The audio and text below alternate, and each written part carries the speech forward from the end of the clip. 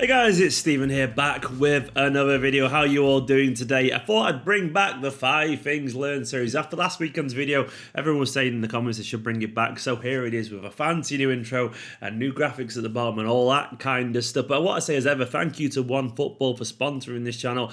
I've been sponsored by these guys for ages now, so if you've not downloaded the app in the link in the description below, what are you waiting for? Honestly guys, it's fantastic. It gives you loads of updates, loads of Manchester City news. You can follow players, teams, whatever you want, and it's got loads of stats there to help you in debates and all that kind of stuff. It's fantastic. Go and download it in the link in the description below. But today we're going to run through 5 things that I personally learned or took from the Spurs game. There was absolutely loads of talking points. It's just good to have football back, isn't it? The game was frustrating in the end, but largely there was plenty of positives. I'm going to start initially right off the bat with Manchester City's performance. We were frighteningly good. This is called even better, and I think genuinely we might be even better than we were last season. Now that seems almost impossible, but it looks like we might have taken a step up. Now, it's obviously very early season, so we don't really know yet if Spurs were just a little bit rusty or whatever, but all I know is that this was an absolute 2-2 domination. We battered them. Somehow it should have been like 6-7-0, but it ended up 2-2. Sometimes football does that to you, but all I know is that you look at the stats, it was 30 shots to Spurs, just 3. They had 2 on target and scored both of them. We absolutely mullered them, and despite obviously their flukiness in front of goal, there was obviously a clear divide between the two teams. Now, it was obviously down to VAR and whatever and all this kind of stuff that cost us the victory, but what I was really impressed with the level that this team went up to, and we're not even fully fit and sharp yet. We're absolutely brutal, and this is against a team that was arguably the 3rd best in the country, and definitely last season's Champions League runners-up, and we showed them a footballing lesson. It's terrifying for the rest of the Premier League generally, because I got a feeling now this season we could actually see City hit like 9 or 10 goals in a single game, even with VAR there. I've got a feeling we're going to have 30, 35 shots against someone else in lower in the league, and we're going to score a lot of those goals. And when it happens, there's going to be a massive stink in the press about how City are ruining football, and I can't wait for it. It's going to be brilliant. Now, second on this list is this incredible pun that I've coined, and honestly, I've not seen this everywhere, so I'm responsible and proud at the same time of this terrible pun. Rodri ridiculous. And Rodri, I thought, was absolutely fantastic. Genuinely, I was so impressed by our new brilliant, tall, brute of a bastard midfielder. The Spanish midfielder looked like he'd been in the Premier League for years. Now, obviously, last week against West Ham, he was caught on the ball a couple of times, which is understandable. If anything, he was a little bit too self-assured, maybe. Thought he had more time than he did. And what I loved about this performance is, from where I was sat anyway, it looked like he's genuinely, he's already picking up things about the pace of the Premier League. He was a lot sharper on the ball. And he was against a team that is known for their pressing. It's known for their high energy and all that kind of stuff, with Bailey and Sissoko, two physical, powerful, fast midfielders running at him, and he couldn't get near him. He couldn't get a single touch. For me, he should have stayed on. It should have been Gundogan going off. But Rodri, what more can you want? Strong and absolute. He can be nasty as well, which I like of it. Strong, so good on the ball. He's got that physicality. He even had a ping from like 20 yards, which really stung the hands of the keeper at one point. Rodri is only just getting started, but generally, I've got a feeling that this guy could be one of the best midfielders in the league. People will be talking about him coming the end of the season, and I would not be surprised if he ends up in the PFA team of the year or something like that. He's going to get better and better. He's this good already after 2 games, and he was that composed, already learning that quickly. Imagine how good he's going to have to be after 5-6 months in Guardiola's system. The sky is genuinely the limit for this guy. What a pleasure to witness from the stands at the weekend. What wasn't a pleasure though was witnessing the VAR stuff. The VAR is a terrible pun. Sorry. Okay, now I want to clear it up immediately that VAR will have team problems. I agree with that. And also, I kind of do agree that it's not technically VAR's fault. It's a tool being used to implement, but it's the same time, it's like saying it's not the gun's fault, it's the guy who's shooting it. Don't give them the tools if they can't use it. That's the way I would say there in general. I think the rules are being adapted to fit this, and it's becoming more and more frustrating. And one thing I will say, what I realised quite bluntly this morning was thinking about the game, thinking about this video, I thought, oh my God, this is just the tip of the iceberg. There was all these quotes today from like governing bodies about how it'll take about 10 years for us to finally iron out all the problems. They understand that as well, but I just thought, we're the team that does most of the attacking. Therefore, we're going to have our heart broken so many times. It's going to happen so often. It won't affect the teams who defend a lot as much, really, but in general, for the teams that do go forward, they're the ones that are going to feel the full brunt of this incredibly frustrating force that is VAR. And also the inconsistency with the officials and when they do and don't use it. that needs to be changed very, very soon. If he wants to work, I'm fine if he wants to work, but it needs to be in a different way it's currently working at the moment, because it just simply doesn't work. It does sometimes, but other times the rules are changing, it's become fastidious and fussy, pedantic bollocks. I love that I got the word pedantic wrong there.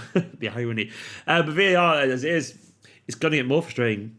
Unfortunately, we have to accept that. Fourth on this list is that King Kevin De Bruyne. He means business this season. I loved the steely look in his eyes as he stepped onto the pitch. Captain in Manchester City. He was captain, wasn't he? Let me just double check that. I'm pretty certain he was. But one thing I loved about it is that he proved that despite, even though not being 100% yet, he was still absolutely fantastic. He was captain, yeah.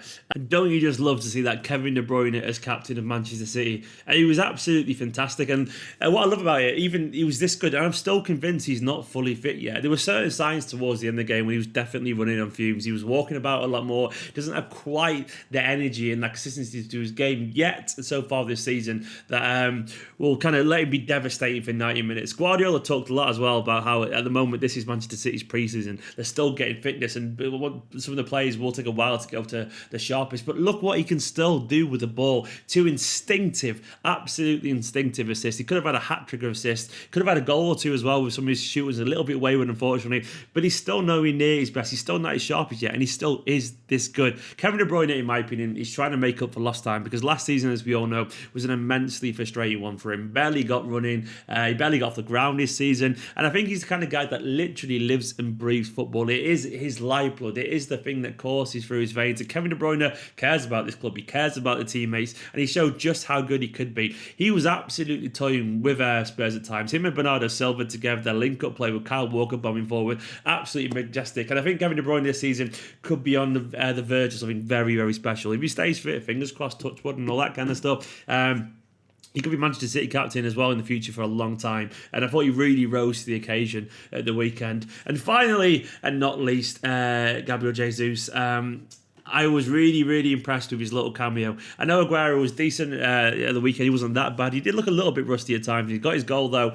But Gabriel Jesus, I finally think this could be the season where people start to view him in the light that he deserves. Yes, there were some question marks about his finishing last season, and definitely fair and all that kind of stuff. And there are some question marks about his maturity at times, and he's offside and all that kind of stuff. But to me, this was a season, this is going to be a season where I think, honestly, he steps up to show how good a talent he actually is. I've never had any doubts about him at all as a player. I think he's always had potential. And what I like about him so far this season is he looks like he's grown over the summer. Obviously, leading Brazil to the Copa America is absolutely huge with confidence. And now he's gone from a boy with a number 33 to a man with a number 9 shirt. And he can see that added extra kind of self-belief that that's given him. Honestly, these little things, they shouldn't really make that much of a difference, but they do make a difference. I really believe it, especially when you've got a culture like the Brazilian culture where the shirt number actually means something to the players in terms of the stature and the status.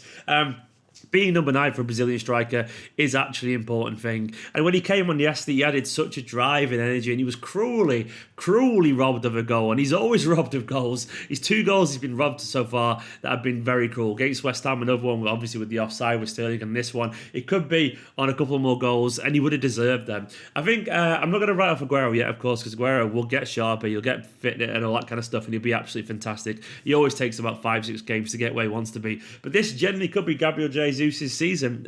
We've got a very exciting squad, and we're going to see him play plenty of games. We're going to see him develop, and I'm hoping he gets to the point where at the end of the season he's starting, because I don't want Aguero not to start, but what it means if Gabriel Jesus is starting at the end of the season is because he's that good that Aguero can't get into the team, and that is everyone's dream scenario here, that it just naturally he takes over because he's been brilliant. I think in general what I like about him is young, he's confident, he's skillful, he looks to make things happen, he runs at the centre of people, he runs right through the centre, runs at defences, he's tricky in the area, he's getting increasing confidence in front of goal, and he loves linking up with the young players around him. He could be fantastic for Manchester City, and that is basically the end of this video. Guys, I hope you enjoyed this video. Did I miss anything else out that you wanted to talk about? As ever, the comment section is open below. Get chatting to all the Manchester City fans in the comments. Make sure you hit that subscribe button as well. If you're watching this video and you haven't subscribed already, why not? As everyone will tell you in the comments, it's a very good channel, if I don't say so myself, full of Manchester City previews, content, reactions, transfers, academy talk,